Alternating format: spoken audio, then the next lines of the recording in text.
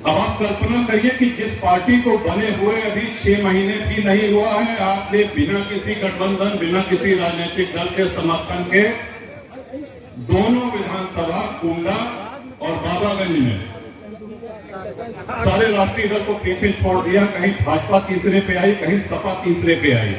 दोनों जगह जनसत्ता दल से शैलेंद्र जी को इतना आशीर्वाद मिला कि भारी अंतराल से जीते। कौशाम्बी में जाकर के हम कौशाम्बी जनपद में कमजोर था। ये सच्चाई आपके सामने है। सभी लोगों ने मेहनत करी। अब जब लोकसभा आया तो किसी कारणवश या कुछ कारणोंवश गठबंधन नहीं हो सका किसी दल से, और ये निर्णय लिया गया कि इस बार जनसत्ता दल के झंडे से चुनाव नहीं लड़ना है।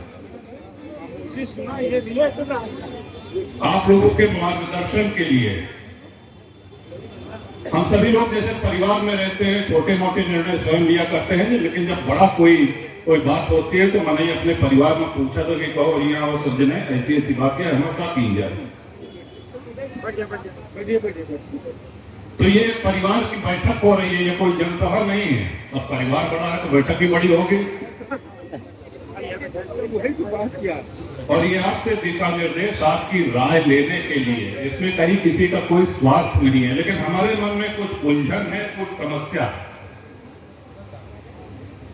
और एक से अधिक के अपने इस राजनीतिक जीवन काल में हमने पूरी सदैव पारदर्शिता रखी है, अपनी विश्वसनीयता बना करके रखी है।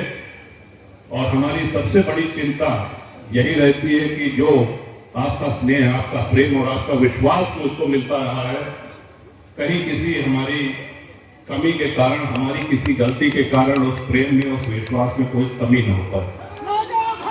इसीलिए आज आपको अब आ जाए, जब कोई प्रत्याशी लड़ाया जाता है तो आगे से पीछे 20 बार सोचते हैं, कई लोगों की राय लेते हैं। और यहां पे जो नौजवान हैं, जो दिन रात एक कर रहे हैं, उनके पिताजी का आशीर्वाद मुझको मिला, उनके पिता के पिता का आशीर्वाद मिला। आज तीसरी पीढ़ी, चौथी पीढ़ी के लोग सक्रिय होकर के आज चुनाव का पूरा परचम लगाते हैं, पूरा अपने कंधे पर चुनाव को लेकर के चलते हैं। आपके सामने आदरणीय शिव प्रसाद पांडे जी, हमारे पिता तुल्य, हमारे पिता की आयु के कई ऐसे लोग हैं। सबका नाम लेंगे तो बहुत विलंब होगा। अच्छा लगता है जब क्षेत्र में जाते हैं, लोग बताते हैं कि भैया हम उनके नाती हैं। इतनी अभी हमारा हुआ नहीं, भगवान है तो जाने की, लेकिन हाँ, तो सबसे बड़ा दायित्व तो ये होता है कि जब हम आपसे कहते हैं कि रात जिला पंचायत का चुनाव है, इसमें कुलदीप पटेल प्रत्याशी हैं, इसमें मोहित बेग प्रत्याशी हैं, इसमें अजय यादव प्रत्याशी हैं, इसमें विनोद पटेल प्रत्याशी हैं, इसमें राम सुमेर सरोज प्रत्याशी हैं,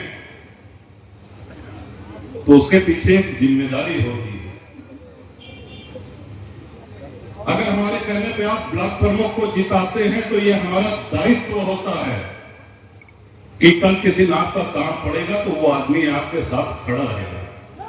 हमारे अनुरोध पर, भैया नारा न लगाओ, हमारे अनुरोध पर अगर आप अनवरत 6 बार से बाबागंज से विधानसभा का चुनाव श्री रामनाथ सरोज को और उसके बाद विनोद को आप जिता रहे हैं, तो ये हमारे ऊपर बहुत जिम्मेदारी का बोझ है। आप कल्पना करिए, बिना किसी पूरे उत्तर प्रदेश में एमएलसी के चुनाव में भारतीय जनता पार्टी के अलावा एक भी पार्टी का एक भी एमएलसी नहीं जीता। एक भी एमएलसी किसी दूसरी पार्टी का नहीं जीता। सिर्फ प्रतापगढ़ से आपके आशीर्वाद से गोपाल जी की विजय हुई। आप कल्पना करें, आप सोचिए, आज सपा है, बसपा है, कांग्रेस है, इन लोगों ने लड़ाने की हिम्मत नहीं करी।